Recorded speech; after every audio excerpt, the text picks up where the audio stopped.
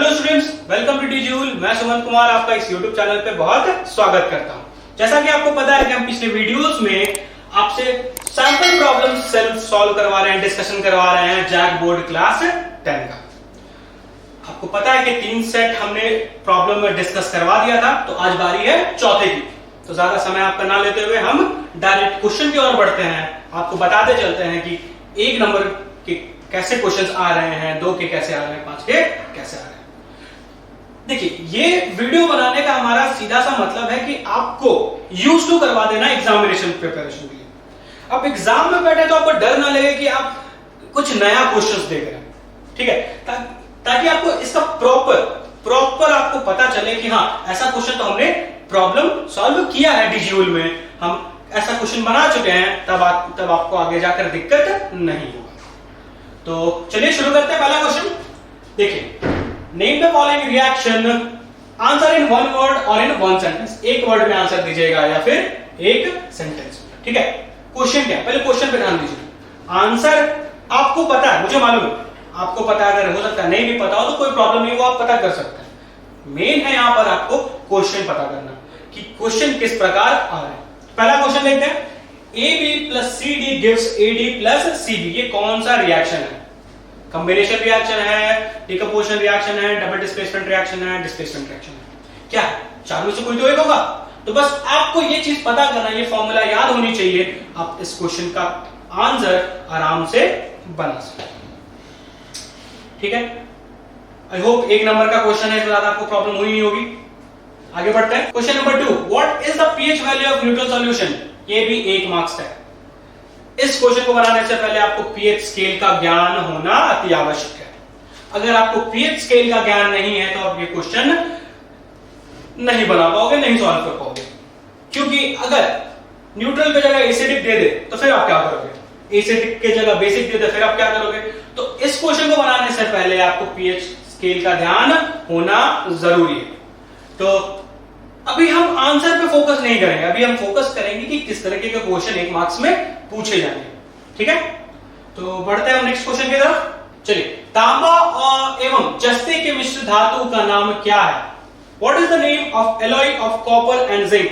Copper और zinc को अगर मिलाते हैं तो वो क्या बनता है, कौन सी धातु का रूप लेता है? तो आप अगर बाइक चलाते होंगे, बाइक तो बिल्कुल चलाते होंगे, तो रिम्स पे जो एलॉय रहता है, जिसको आप एलॉय व्हील, स्पोक व्हील कहते थे, तो एलॉय वही चीज है। एलॉय कोई भी एक मेटल से नहीं बना, वो मिश्रण से बना है। बहुत सारे मेटल का यूज करके उस एलॉय का निर्माण हुआ है, तब वो मजबूत होता है। अगर आप लोहा का इस्तेमाल करेंगे, तो आप जैसे आपको अगर याद हो तो कवासाकी बॉक्सर आता था बाइक, उसके जो रिम्स होते थे वो लोहे के होते थे, तो उसमें जंग पकड़ लेता था। पर जब से आप KTM, ड्यूक और V3 क्या क्या बाइक आया है, सब में एलॉय का यूज होता है ताकि वो जंग ना पड़े। इसीलिए तो 2 लाख का बाइक मिलता है आजकल। क्यों मिलता है? ऐसी फैसिलिटीज दी जाती हैं, इसीलिए आपको ये चीज देखने को मिलती है। और एलॉय बेसिकली बहुत मजबूत होता है एक पर्टिकुलर मेटल से, एक कोई भी मेटल से, ठीक है। आई होप ये समझ में आएगा आपको अच्छे से। आगे बढ़ते हैं। क्वेश्चन नंबर 4, ये आपकी जिंदगी आसान भी बना सकता है और मुश्किल भी। आसान इसलिए क्योंकि ऐसा प्रश्न है कि सबको इसका उत्तर मालूम है। अगर नहीं पता है तो ये आप 1 मार्क्स फ्री में गवा दोगे। और एक ऐसा क्वेश्चन है कि 1 में से 1 मार्क्स आपको एग्जाम्स में दिला के ही जाएगा। पर अगर अल्कीन का फॉर्मूला याद हो, अल्केन का याद हो और अल्काइन का याद हो, ठीक है, तो ऐसे क्वेश्चंस 1 मार्क्स में पूछे जा रहे हैं जिनका मान जनरल फॉर्मूला डायरेक्ट उठाकर आपसे पूछ दिया जाता है, ठीक है। तो अल्कीन के साथ साथ आप अल्केन की तैयारी भी करेंगे, अल्काइन की तैयारी भी करेंगे, ठीक है। चलिए आगे बढ़ते हैं। Question number 5, how many elements are there in first group? पहले ग्रुप में, ठीक है। पीरियोडिक टेबल आपको तैयार होगा। इस तरफ क्या कहते हैं? इस तरफ कहते हैं हम लोग पीरियड्स, देन यहां पर ग्रुप। तो अगर याद आपको होगा कि पहले ग्रुप में कितने एलिमेंट्स होते हैं, तो ये तो क्वेश्चन आपके लिए फिर कोई बात नहीं। अगर याद नहीं है तो फिर तो आप 1 नंबर उठाने से आप भूल जाइए। तो पीरियोडिक टेबल, अगर आप केमिस्ट्री पढ़ते हैं तो पीरियोडिक टेबल आपको याद होनी चाहिए। ये ऐसा क्वेश्चन नहीं है कि जो बहुत डीपली पूछ दिया है, कि ऐसे क्वेश्चन पूछे जाते हैं एग्जाम्स में। जैक बोर्ड में पिछले साल के आप क्वेश्चन पेपर उठाकर देखें, ऐसे क्वेश्चन पूछे गए हैं, क्योंकि आपके लिए कुछ नया नहीं है, ये आपके लिए वही रिपीटेड क्वेश्चन, ठीक है। और ऐसे मार्क्स से फेक, ऐसे क्वेश्चन से फेक मार्क्स क्या आते हैं, तो उस पर ज्यादा चिंता करने की जरूरत भी नहीं है। और 1 मार्क्स के लिए आप उतना ही टाइम दे कितना वो 1 मार्क्स डिजर्व करता है, ज्यादा समय अपना व्यर्थ ना करें। आगे बढ़ते हैं। क्वेश्चन नंबर 4, बहुत ही बेसिक क्वेश्चन, ऐसा क्वेश्चन जो आप डे टू डे लाइफ में देखते हैं, ठीक है। Why do we apply paint on iron articles? लोहे के सामान में हम पेंट का इस्तेमाल क्यों करते हैं? तो 2 मार्क्स के हैं, तो चलिए 2 ऑप्शंस आप कम से कम 2 एग्जांपल्स तो लिखेंगे ना, ठीक है। तो पहला है उसको जंग से बचाने के लिए। अब क्या है कि लोहे को आप अगर बाहर छोड़ दे, पानी के कांटेक्ट में, हवा के कांटेक्ट में अगर आप छोड़ दे बाहर, तो वो जल्दी से जंग पकड़ लेता है, ठीक है। अगर उसी को अगर आप पेंट कर दो तो देखना उसमें जंग नहीं लगती। क्यों? क्योंकि जंग तब लगता है जब वो डायरेक्ट कांटेक्ट में है हवा के या फिर पानी के। अगर आप पेंट चढ़ा दोगे उसके ऊपर, कलर कर दोगे, तो फिर वो तो डायरेक्ट हवा में आएगा ही नहीं कांटेक्ट में। इसीलिए we apply paint on iron articles to, बचाने के लिए जंग से, ठीक है। चलिए, बहुत आसान प्रश्न था, आगे बढ़ते हैं। चलिए भैया, क्वेश्चन नंबर 6, आपको याद हो तो सेट नंबर 3 में सेम क्वेश्चंस था, सेम का सेम। तो इतना याद रखें कि जितने भी सेट्स आपको मिलेंगे, कुछ ना कुछ ऐसे क्वेश्चंस होंगे जो रिपीटेड होंगे और एग्जाम में वो चीज आ जाएंगे। मैं बता देता हूं कौन कौन से आएंगे, आप लिख ले, कॉपी में लिख ले। सबसे पहला अल्केन्स, अल्कीन, अल्काइंस का फॉर्मूला लिख ले, बैलेंसिंग लिख ले, मेटल्स और नॉन मेटल्स में डिफरेंशिएट, अंतर लिख ले। ऐसे क्वेश्चंस बिल्कुल आपसे पूछे जाएंगे, ठीक है।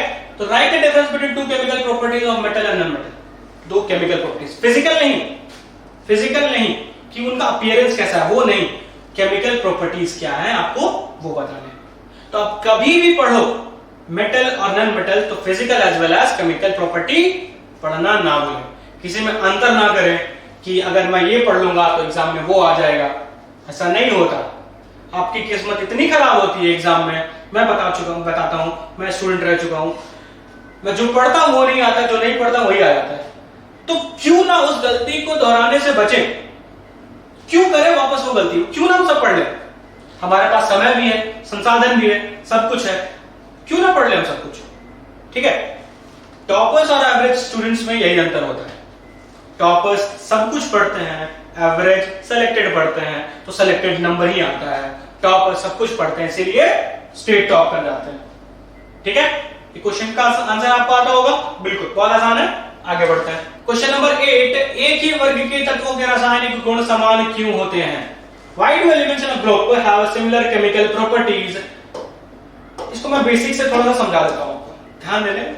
जहां तक मुझे याद है, मैं शायद एकदम hydrogen, lithium, sodium, krypton, rubidium, सीडियम, फ्रैंकियम, ये सब चीज ग्रुप्स में होते हैं। तो ऐसा क्या है कि जो केमिकल प्रॉपर्टी शो करते हैं, क्यों? अब देखिएगा, इसका लास्ट में 1 आता है एटॉमिक नंबर, और इसका कितना होता है 2, 8 और 1। ये एटॉमिक नंबर इसका 3 होता है, एटॉमिक नंबर 3 होता है। तो ये शेल में कैसे बटेंगे?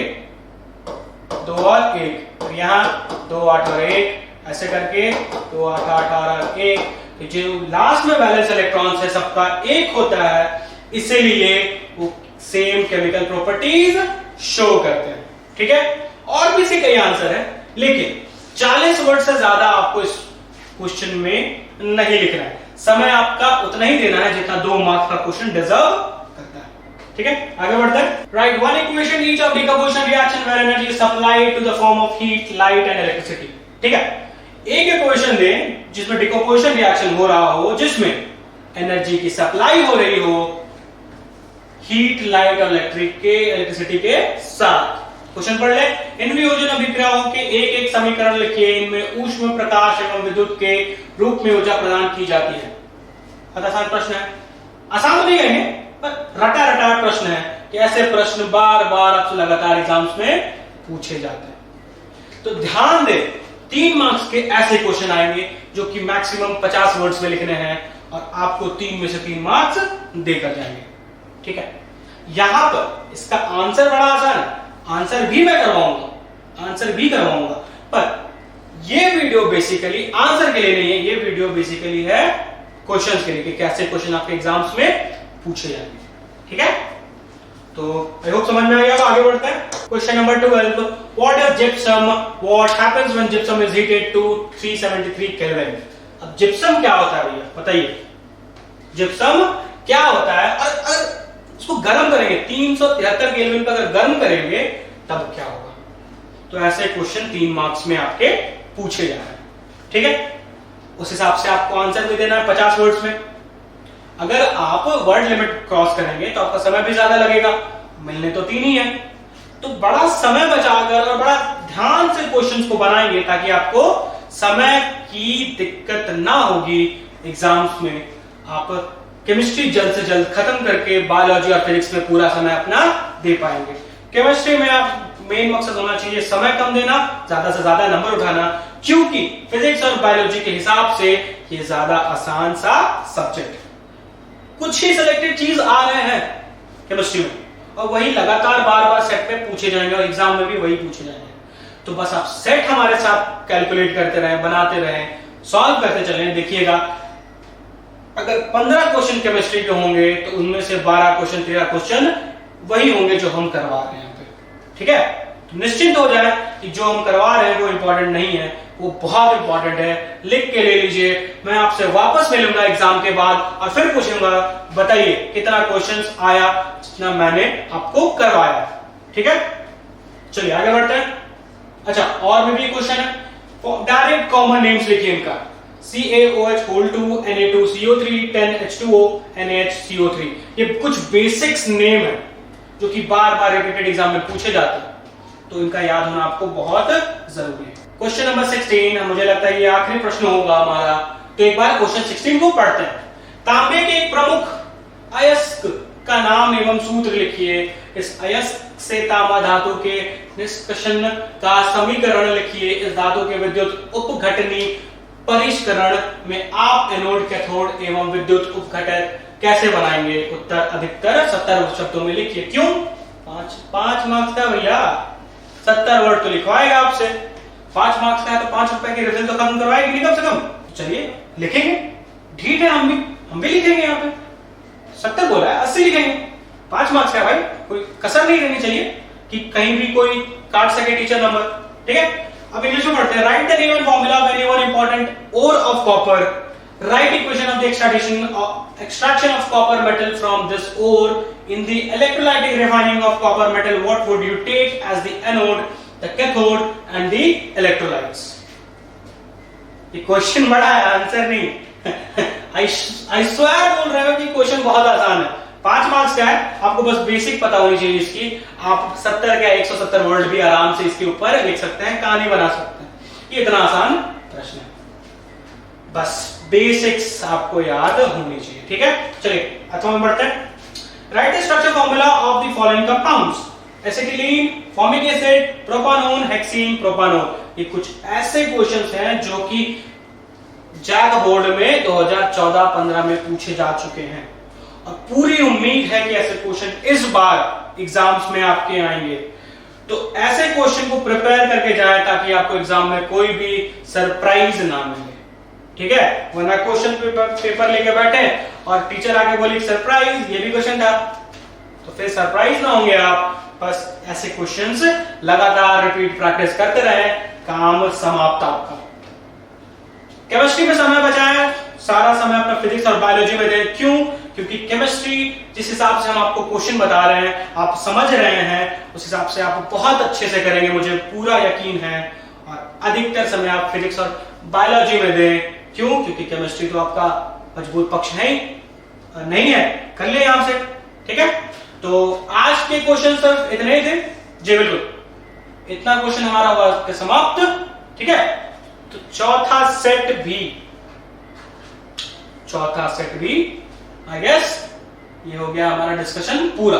ठीक है, तो ऐसे क्वेश्चंस एग्जाम्स में देखे जाएंगे और पूछे जाएंगे। ठीक है, बस आपको करना है कि आप लगातार इस चीज को, क्वेश्चंस को पढ़ते रहें और क्वेश्चंस, ऐसे क्वेश्चंस सॉल्व करते रहें। आपका होमवर्क है कि जितने भी क्वेश्चंस मैंने बताए तो सबके आंसर्स किसी कॉपी में अच्छे से लिखकर होनी चाहिए, ताकि एग्जाम्स से पहले आप जाके वापस रिवीजन कर सकें। ठीक है, तो ज्यादा समय यहां ना बिताओ, पढ़ाई करो, नंबर अच्छे लाओ, अच्छे स्कूल में अच्छे कॉलेज में एडमिशन लो। ठीक है, तो आज के लिए इतना रहने देते हैं। ठीक है, समझ में आ गया होगा? चलो, थैंक यू।